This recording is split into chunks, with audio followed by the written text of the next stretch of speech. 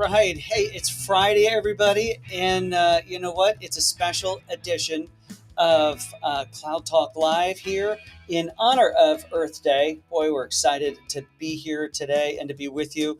So, with that, everyone, my name is Jeff DeVerter. I'm the Chief Technology Evangelist here at Rackspace Technology and delighted to be with you today. Welcome to Cloud Talk Live. I'd love for you to introduce yourself. Tell us who you are and where you are. You know the routine if you're used to coming around here. Just introduce yourself in the comments. You know what? We're going to have Cerny Kalshek up here in just a minute, and you're going to get a chance to talk to him, ask some questions. We're talking about sustainability today, folks. You want to get a hold of us, you can send us an email over at solve@rackspace.com. We've had some good emails coming in lately. I'd love to hear from you. Maybe you've got some suggestions for the program. Maybe you just want to send us a little feedback. That's the best way to do it over there.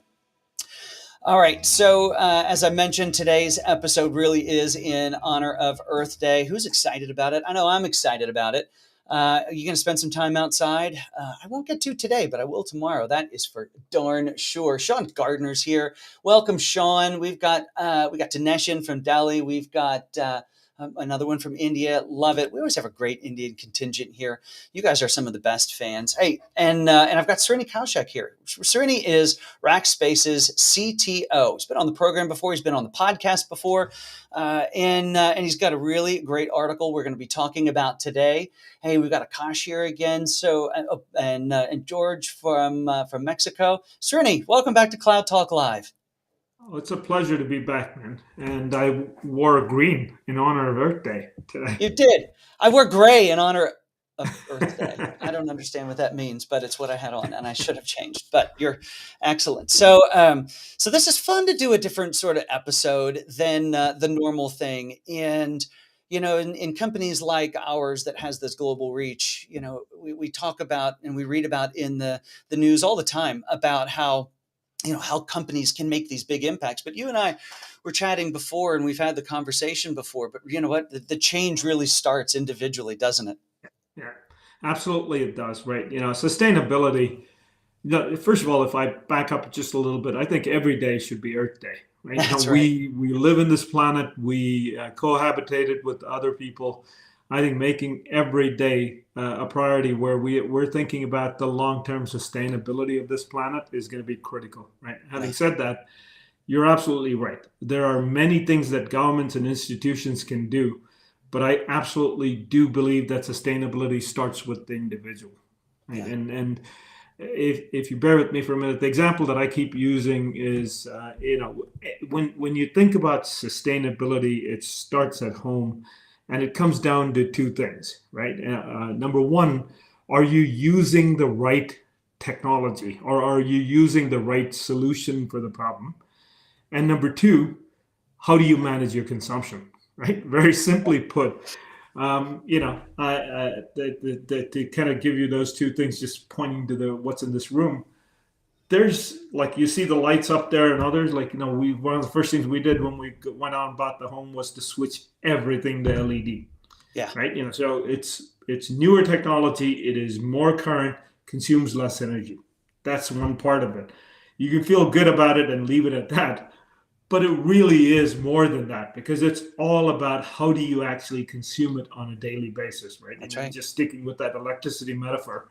Right. And if I flip back and show you the stuff at the bottom there, right? There's about four or five devices that are actually plugged in to the power supply, and there's like another 8 or 9 plugged in under this desk. And one of the first things that I normally tend to do, whichever house I go into, is to make sure that there is a switch that you switch on and off. Those things are off right now, right? The ones here are on, and when I leave the room, I switch it off. One of the things that most people don't realize is when you have those devices plugged in and you don't necessarily have a switch to terminate that connection, your devices are consuming power. When you're charging it, when you've left it, if you have a phone charger in the wall and you haven't plugged it into a device, it's still consuming, drawing down energy. So I think sustainability from a green sustainability standpoint starts with making sure that we're picking the right technology and we're kind of moving along with the right tech, but also it's about that personal responsibility of consumption and being very aware of consumption. When you put those two together, I think each of us can do a phenomenal job of helping. And you still do have to have companies and organizations and governments to do their part as well. But we can start at home. Yeah, and when those governments and large organizations, they absolutely can do the part, but it becomes a lot easier to do the part when it's an outflow of your own personal practices, right? It doesn't Yeah, become this yeah, unnatural motion. And right. another thing I think is important to call out is obviously from a species perspective, we haven't been great about this in the past, which is why we find ourselves in the situation we're in now. Right. But the reality is this earth it is incredibly resilient, and it is responsive to change. Mm-hmm. And when we make that positive change, even if we weren't great yesterday, let's be great today and Yeah. make those individual changes we have. It's really interesting. You talk about how you put light switches and electrical switches on the outlet so that when you're not in the room using the things, they're not drawing power, Yeah. because it's so easy to look at electricity as this infinite resource. We live in Mm-hmm. this amazing country, the US, where we have such, the infrastructure is fantastic. The whole world is not like that. We're going to get in, talk about equity here in just a little bit. Yeah. But this past year I put solar in, and when you put those batteries in your house and you actually start to watch the meter and you realize that I need to turn some things off if this is going to last. Yeah. It takes this what seems like infinite capability and becomes Yeah. very finite, and it has really curbed my consumption opinions and attitudes. Yeah. No, it's great that that you had that personal experience. We as a family did the same thing a few years ago. Like when we used to live in California, many of you know I just moved to Ohio about a year ago. But for the many years we lived in California, I not only had solar, but I also had Tesla batteries. Nice. So the first 6 months of having Tesla batteries at home and the solar was all spent around, can I live off the grid? Yeah, Right? yeah. It's just essentially that's exactly what it was. You went around the house saying like, wait, why is this running? And what does it actually Who do? left Like you that turn door on. open? Who left that light switch on? Oh yeah. Okay. Exactly. And so you become more aware of your consumption. It is not like, look, most people try to portray it as a trade-off between the modern comforts and that. It's not that. It's just being aware of it so that you Right. can make smart choices, right? Like I will be completely transparent, right? I love driving gas-powered cars. Like my favorite car that I've got like in the garage is a Ford Bronco First Edition, right? It Oh gives wow. you 16 miles to a gallon, right? On a good day. So on a good day, right? But what's important is, since I know that, right, it's not the car that I drive every day. It's Right. not the car that you kind of do that. So it is. I think it's all about having the trade-off. Mhm. It's all about being aware of it, because you on every other day I'm driving our electric, and my wife's hybrid is kind of what we're pretty much driving. I don't want to become a Tesla salesperson, either drive a Tesla electric or one of these things, but that's what it comes down to. And I start with the individual responsibility, because you can immediately start drawing the parallels between how that applies to an organizational thing. As a CIO, as a Right. CTO, how do you actually think about how your organization uses resources, and Yeah. how can you become a lot more smarter about it? Well, and as we talked about before, we make these individual decisions. You and I both gone down the solar road, and it just, you don't want to live without stuff, but you make smarter decisions and turn things Yeah. off when you're not using them. It really gets quite basic. And when that then starts to infiltrate, let's get into software a little bit. When we would develop for client server, Yeah. those servers were just always on, and we architected and built for always on. But in a cloud Hmm. based environment where we now have the ability to turn things off dynamically, we can use smaller bits of computing, which allows for greater density in some of that stuff. That sort of thing has a very tangible impact on power consumed, on greenhouse gases, on these sorts of Yeah. things. And so we talk about the benefits generally from a business point of view. Hey, you can save money by utilizing this cloud and this technology, or or you can get greater capability or capacity when you need it. But there are very real impacts. In fact, Amazon made it part of their billing suite that you can get in a day later and look at what was your bill yesterday, but also what was the impact on the environment from a CO2 point of view. Yeah. Yeah, I think that the hyperscalers, Amazon, the AWS, Azure, and Google, all have played a really leading role in the space. Amazon Web Services is an example. You pointed out what they do in the Billing Advisor, but they also modified their well-architected framework. For the longest point in time, there were 5 pillars of the well-architected framework. Yeah. Last December, they updated it to have the 6th pillar, and it was sustainability. So they're actually starting to get architects and designers to start thinking about sustainability as you're actually building these solutions. So really, you have to commend these guys. And to me, one of the undersold aspects of the cloud and cloud transformation is the fact that it is greener to go to the cloud. I'm never going to say green to go to the cloud, because the only way you're completely green is by stop using anything, right? Yeah, right. Flip the light switch. Right. Greener basically comes down to are they using clean sources to generate the energy, right? And all of these guys are doing that. Are they setting up the data centers to be engineered in such a way that the power and heating consumption is highly optimized? Are they leveraging technology in such a way? And given their scale, they do it better than anybody else. So, if I'm a CIO, like I used to be one for many, many years, if I was a CIO today, and by the way, I did this when I was at Nationwide 15 years ago. So we're not building any more data centers, because there's a much better way to right. both manage these things, but also drive down consumption through the use of virtualization at that point in time. But now it's cloud computing. You can drive that into your thing, but you got to be going to the cloud has got that benefit that a lot of people underplay, and it's pretty important to drive that. It really is. Just because, from an efficiency point of view, from a density point of view, if you were still running the shop over at Nationwide and you would build a data center, would you do a great job? Of course you do a great job. But when you talk about it at a scale that the hyperscalers get to do it, and when they've got the focus of trying to do it as green as possible, we here in San Antonio, we've got some data centers in our backyard. Part of Azure's footprint is just over on the west part of San Antonio. And I thought they were crazy a couple of years ago, Srini, because they turned the air conditioning off. They start designing data centers without air conditioning. Yeah. And I thought, how can you do that in South Texas? Well, you architect for it. You plan for it. You plan for how to get, it doesn't have to be 85 degrees. You can actually run those servers at 105 degrees just with the right airflow and evaporation.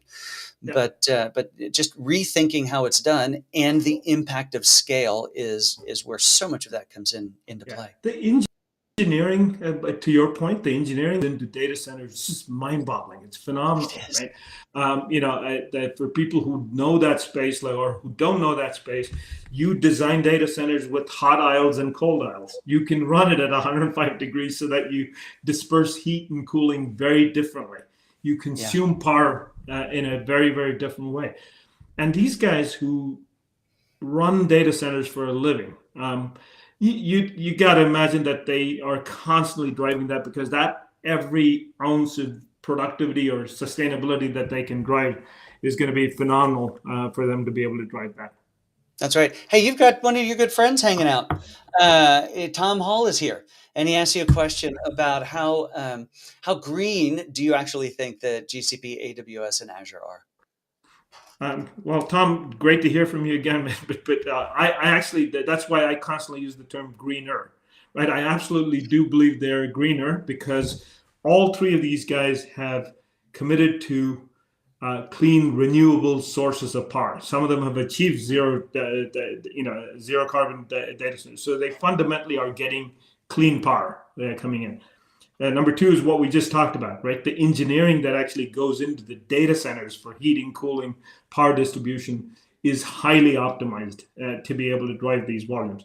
And number 3 is just the scale, right? The opportunity. If I'm running a particular machine with 10 virtual servers that supports a particular company, These guys can run the same with a significantly higher density, with better distribution of workloads, and with as technology has evolved, you have more and more opportunities to build containerized applications that doesn't consume as much as the stack, or taking these containers and deploying it in a true serverless architecture where you're just acquiring that server capacity as you need it and releasing it right away, right? And so it's just, I think when you start thinking about the sources of power, the engineering that goes into the data center, and the ability to use these various technologies, it is significantly greener. It is. And, and when again, it's that outflow. It's the theme of our conversation today. When you have the switch on the wall to make sure that whatever's plugged in isn't actually drawing power, and you take that mindset into your software architecture, how can I ensure that my amazing code that I've spent days and hours sweating over is as efficient as possible in how it operates and in its environment that it runs it? How do I ensure that it turns itself off and its neighbors off when it's not necessary? It's that mindset. One of the things I'll share with on LinkedIn here in the coming week or so is I pulled together a 3x3 grid of how you can actually think about consumption, right? And how do you use microservices, and when do you use microservices, when do you not use it, type of a thing. And it's all built with sustainability as the underpinning, right? It's like, how do you kind of optimize consumption in a cloud world to be able to drive that? So one example I would use, Jeff, on that front is, let's say you just have a departmental application, something that is that's important to the company, but it's not like mission critical. It's not used as highly as some other application.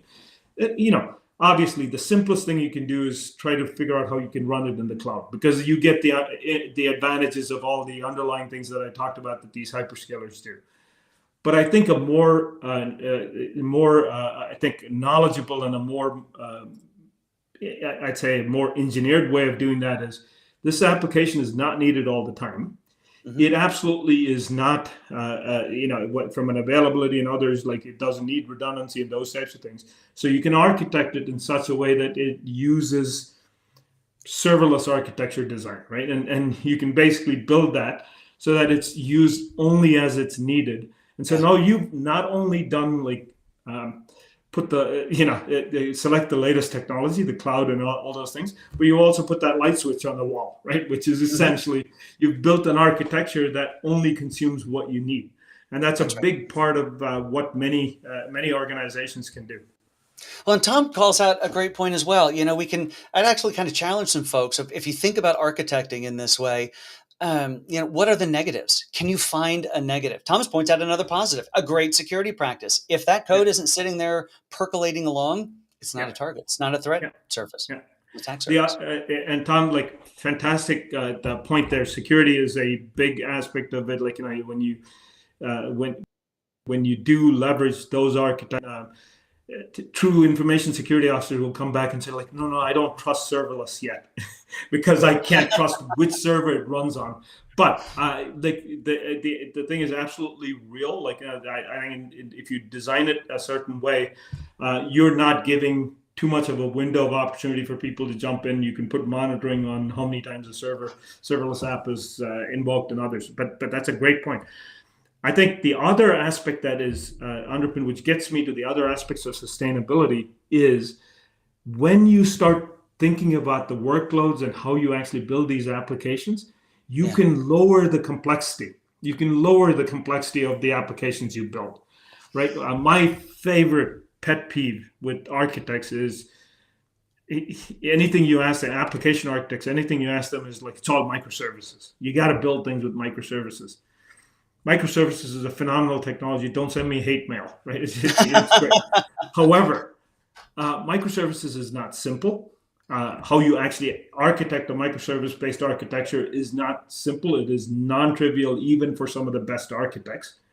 Number two, if you start building applications using microservices, you're predominantly doing it to generate business agility. Can I do multiple releases? Can I do all those things?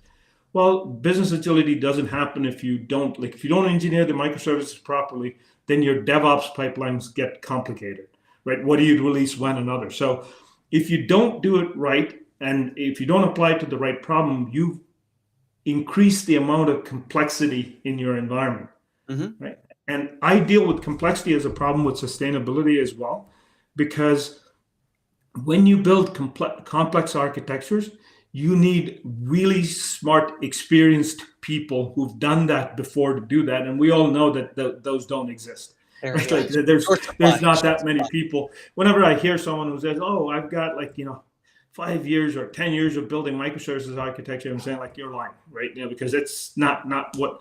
So it doesn't mean that they haven't done it. It just means that like it takes a while to kind of understand that architecture and build it the right way. Right. By simplifying it, i.e., starting to think of alternative ways like low code, no code approaches, right? Step functions on AWS or any of those things, like where you can actually think of building code a different way. You not only lower the complexity of the environment, you open the door for many more people to enter the workforce, right? So it actually starts creeping into the next aspect of sustainability, because the green part is what we've been talking about. I think that's phenomenal.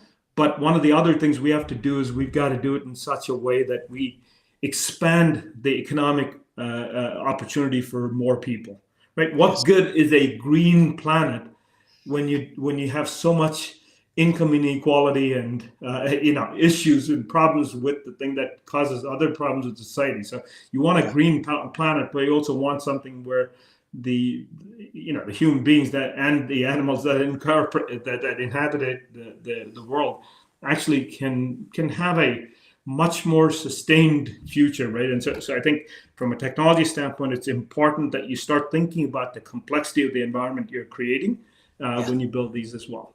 That's so true, and because we're a self-centered group, aren't we? So we think about the green planet, and because I want to go out and breathe, clean air. But of course, I have kids. You've got kids. We want this planet to be the folks who inherit it after us to have the same opportunities we had with it.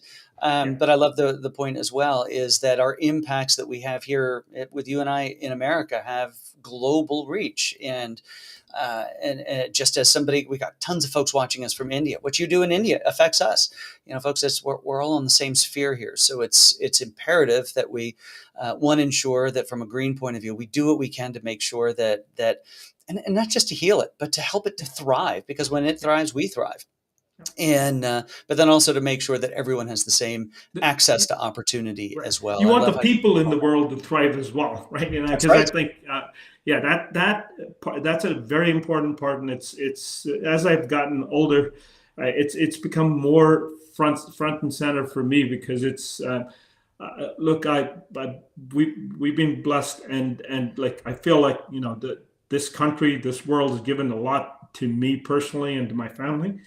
But we also don't want to take it for granted, in the sense that, look, many other people haven't had the same opportunities. They haven't been, they haven't had the same opportunities.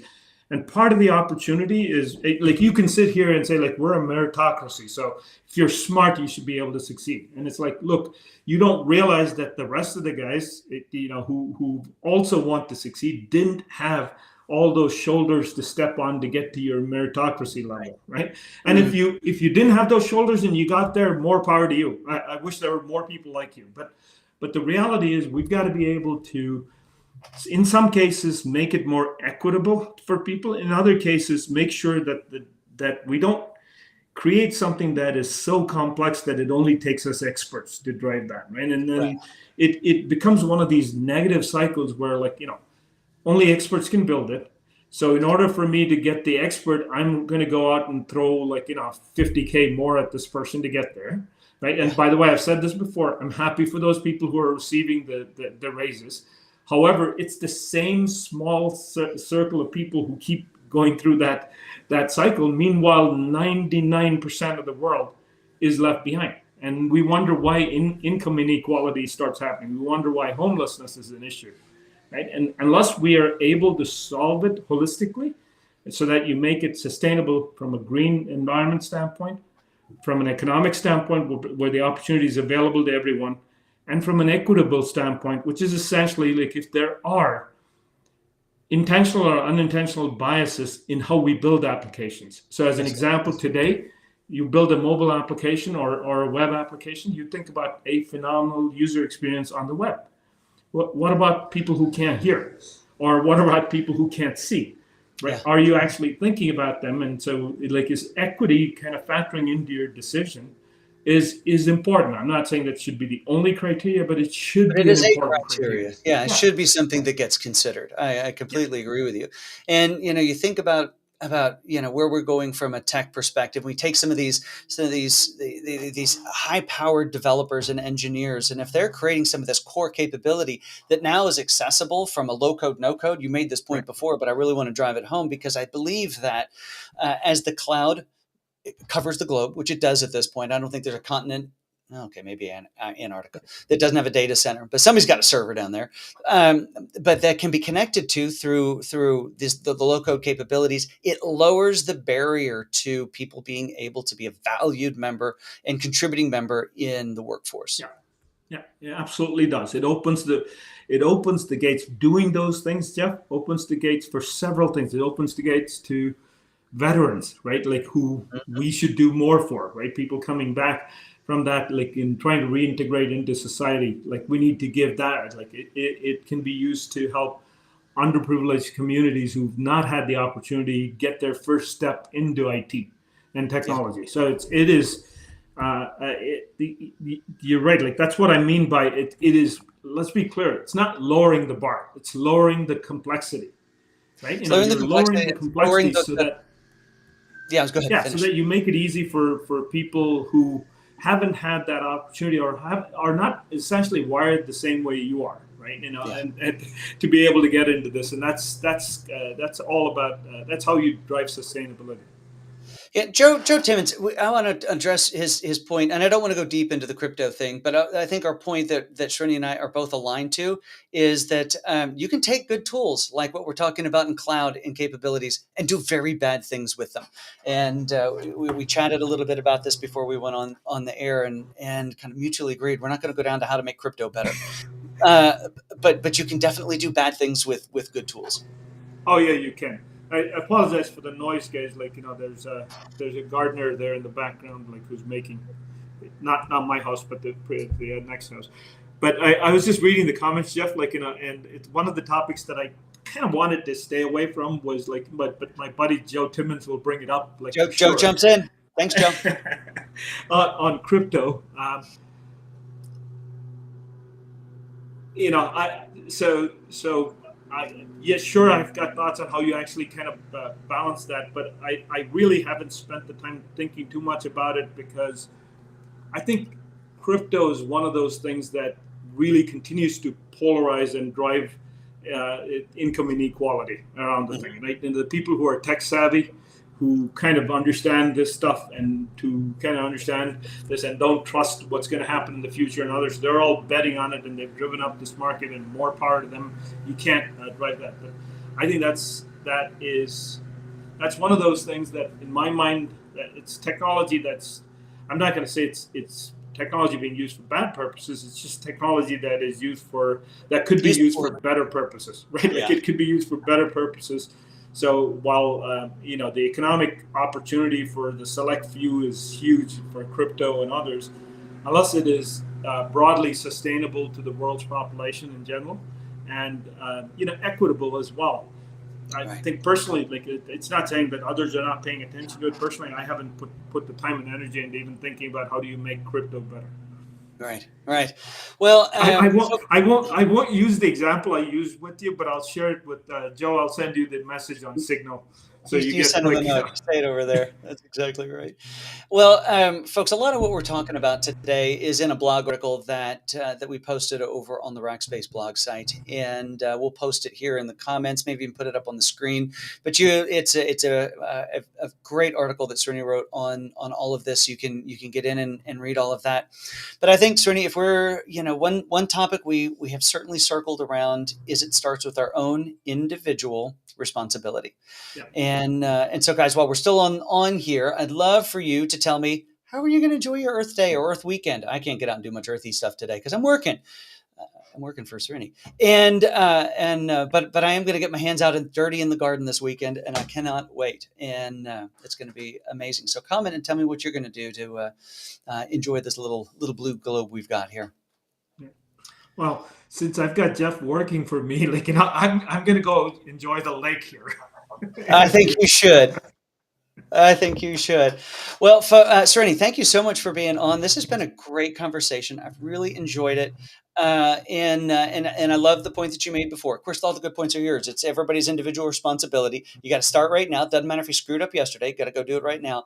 And then, and then how do you think about sustainability across all three dimensions, right? The right. environmental sustainability, the economic sustainability, and equitable sustainability for the whole world. Like, and I think if each of us kind of understand it and do our part, we'll do more than I can predict. We'll do more than what our government will do to get us to where we are, right? Because collectively, I think the power of what we all can do as citizens and others is way more than what a government can mandate. That's right. That's exactly right. And when we've got a community like this one, we've got folks here from Iran, we've got Tunisia here, we've got all over India. You guys have shown up. UK is here. Folks in Central and South America is here. Yesterday we had Chile in here. We've had Brazil in here. Everybody, spread the word. Get out there, turn some stuff off, and enjoy your day. Excellent. Thank you. All right, have everybody. a good weekend, everyone. Have a great weekend, everybody. We will see you on Tuesday with the next episode of Cloud Talk Live.